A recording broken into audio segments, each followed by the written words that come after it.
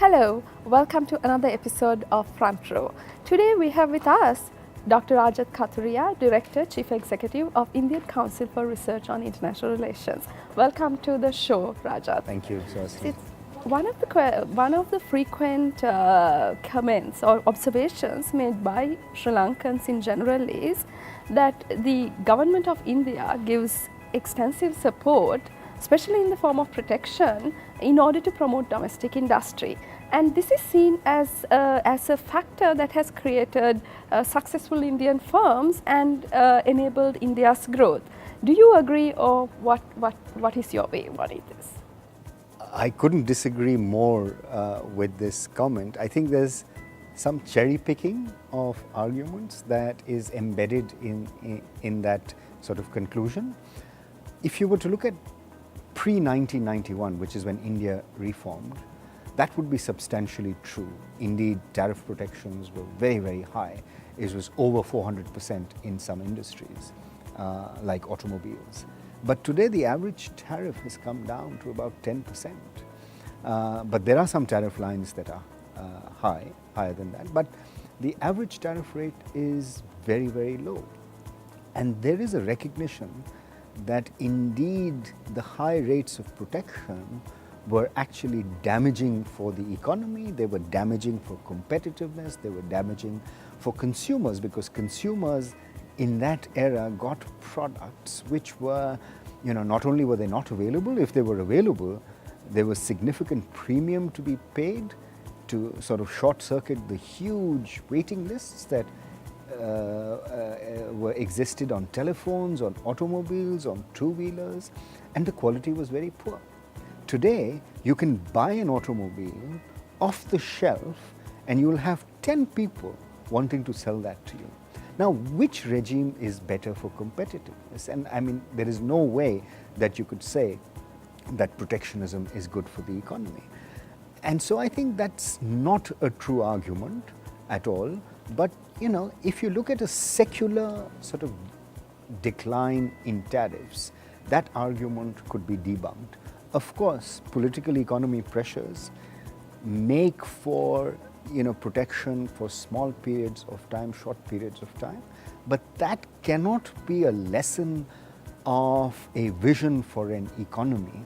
And I would emphatically say that that is, not only is it cherry picking, but it is a wrong way to go for Sri Lanka. So what you're saying is actually bringing down tariff barriers has helped improve India's competitiveness in terms of doing business with the rest of the world. Without a doubt.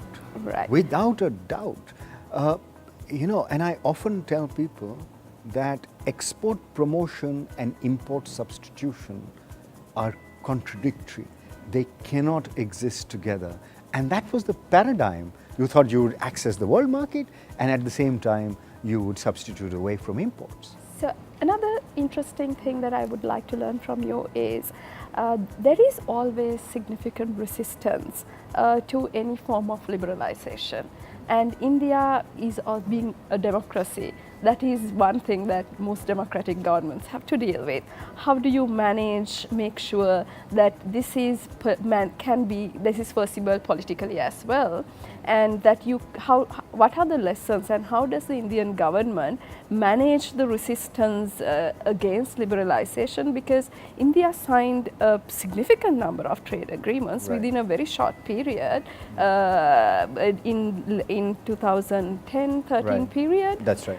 And given in Sri Lanka this significant resistance, is there anything that the government did which particularly is interesting and a good lesson for Sri Lanka? So let me give you two examples, one on free trade agreements and another example on the goods and services tax.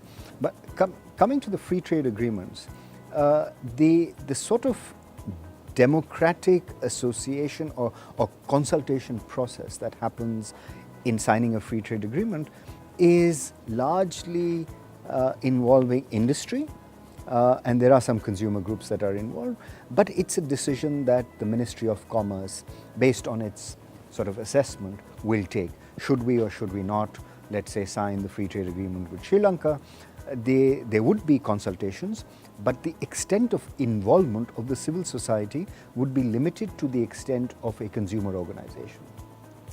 And therefore, it's a decision which is taken for the good of the country, but it's taken by, let's say, the ministry, and then engaging, based on engagement, but then they go forward with it.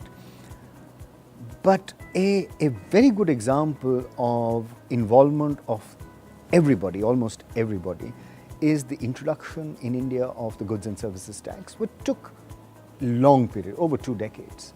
Almost 2 decades. To an extent, a lot of people said that India needs a free trade agreement with itself. Because exactly. And that is a good example.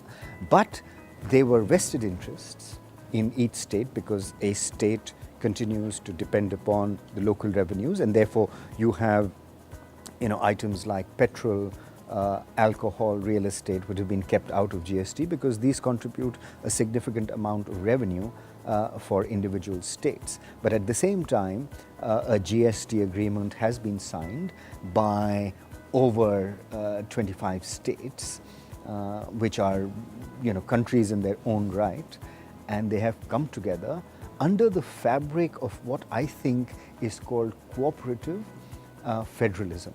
And I think it's a very good example of how, for a common vision, states have worked together, and states sort of represent their constituencies much more effectively, right? Because they know what the pulse of the people is, whether they would like to sign this agreement. And I think that was an extremely democratic process. And I think that rubric of cooperative federalism, that there will be costs, there will be benefits. Let's see how we can sort of address the costs. And in the case of the GST, the costs have been agreed by a fiscal transfer that would be made by the centre to the states for a period of 5 years to compensate them for the loss as a result of the introduction of GST.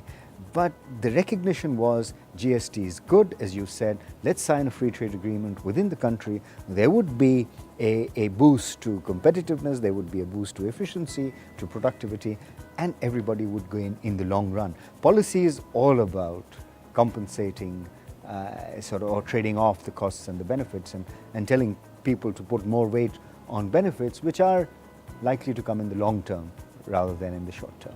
Thank you very much, Rajat, for being with us. And it is really an interesting message that Rajat is sending, which is contradicting some of the perceptions that we have of what is making Indian companies succeed abroad. Stay tuned for another episode of Front Row.